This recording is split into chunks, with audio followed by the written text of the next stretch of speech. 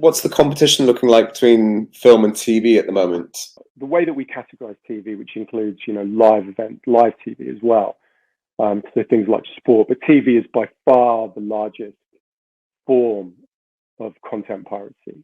I think it's 57% globally is for TV, and the numbers for TV are huge. You obviously get the big shows, well publicized things like Moon Knight, I think, and Halo, and those kind of things that are huge. But we also see these sleeper hits, and we see these demand globally, things like A Business Proposal that was just unbelievably, and is actually unbelievably huge globally. I think there's a lot of misconception, and we perhaps touched on this last time as well, around piracy audience. But actually, in torrents in May, for a couple of weeks, it was family movies that were the most pirated film, and that was being driven by Sonic the Hedgehog.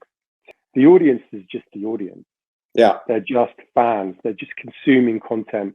Maybe they know it's piracy. Maybe in cases, it's been put to me that people don't know it's piracy. They've gone into Google or they've gone into search engine. They've looked for a title and they've found it and they've watched it and they enjoyed the experience.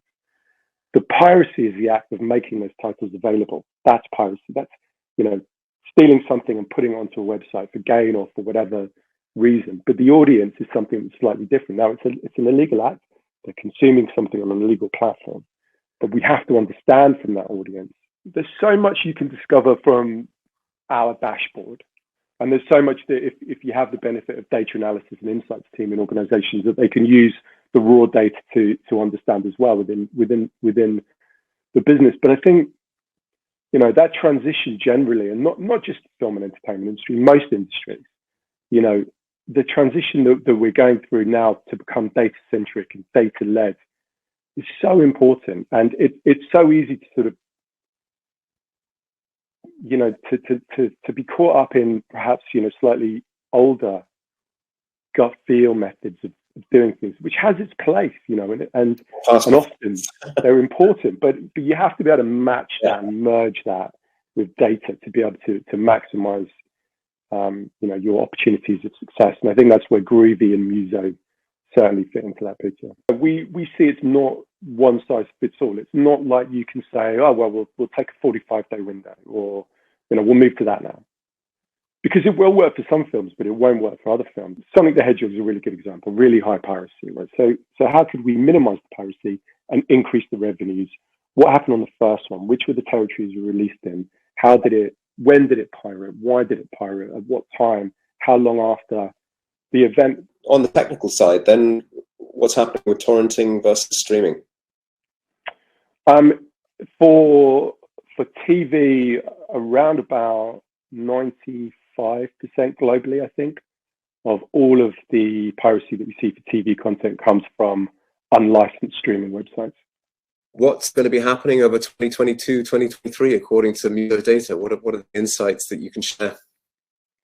I think it's going to be an unbelievably fascinating period for for globally, economically, the war, obviously, and all the geopolitical events that are going on, rising inflation, acquisition numbers, the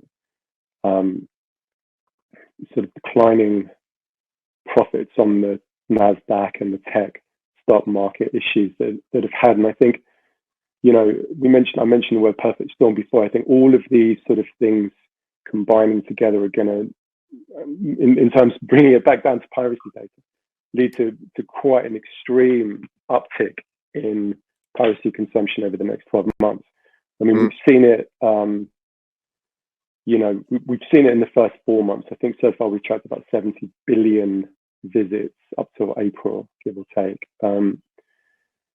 which is much higher. And that acceleration that we saw in the first 3 months looks to be continuing. So that being the case, alongside this, subscription war, if you like, probably slightly over dramatic terms there, but this subscription competition that we're seeing amongst the platforms, I think these things are really going to drive piracy. Now, but behind that, you've got quite a lot of emerging technologies happening in Web 3.0 and, different platforms coming onto the market different technologies that are only just emerging now that are also going to make anti-piracy strategies potentially challenging. And I think we'll start to see some more of these technologies coming online now. There's certainly a lot of investment into that area. So I think we have to watch the space incredibly carefully. There is a massive, massive, massive opportunity to drive a lot more revenue for the platforms and a lot more revenue for the cinemas and the theatrical groups and generally for rights holders, and start to put this data to use, to good, to become revenue generating. And so, you know, more piracy, undoubtedly this year, more demand from the technologies, more ways that people will find to watch things in that unlicensed manner, but more opportunity to connect to those audiences and to make more money. Thank you very much for your time. It was a real pleasure to talk to you again, and let's catch up again soon. Yeah, I look forward to that. Thank you for your time, and yeah, really, really enjoyable